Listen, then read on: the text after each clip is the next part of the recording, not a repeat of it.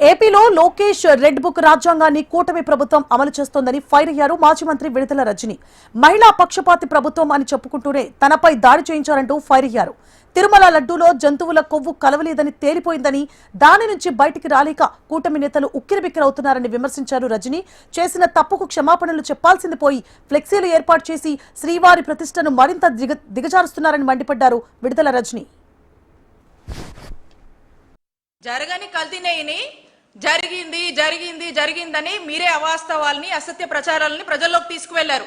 అది మా వైఎస్ఆర్ కాంగ్రెస్ పార్టీకి ఆపాదించి, మా నాయకుడు జగన్మోహన్ రెడ్డి గారిని ఆపాదించి మీరే కదా ఫ్లెక్సీలేసి రెచ్చగొట్టే ప్రయత్నం చేశారు.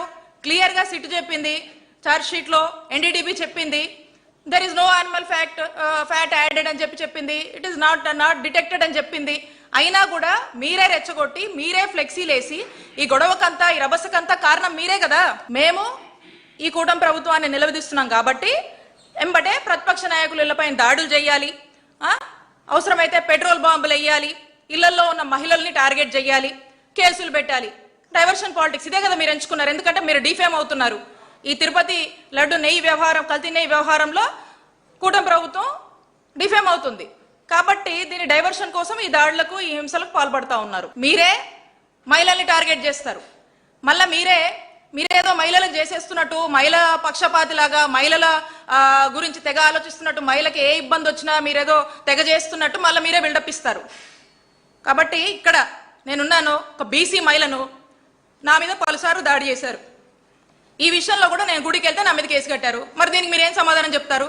అసభ్యంగా సోషల్ మీడియాలో నంబర్ ఆఫ్ పోస్టులు పెట్టి వేధిస్తా ఉన్నారు. మా పరిస్థితి ఇలా ఉంటే రాష్ట్రంలోని సామాన్య మహిళల పరిస్థితి ఏంటండి?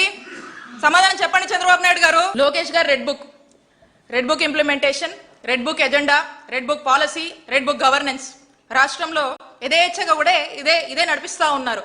అందుకే మన ఆంధ్రప్రదేశ్ రాష్ట్రంలో అంబేద్కర్ గారు రాసినటువంటి రాజ్యాంగం ఎటో పోయిందండి. దానికి తూట్లు పొడిచేశారు. ఈ ఐపీసీ అంటే ఏమైంది తెలుసా? మన రాష్ట్రంలో ఐపీసీ అంటే ఈ ఐపీసీని ఏదైతే ఉందో దాన్ని లోకేష్ పెనల్ కోడ్గా మార్చారు. ఈ బిఎన్ఎస్ ని బాబు న్యాయ సంహితగా మార్చారు ఆంధ్రప్రదేశ్ రాష్ట్రంలో.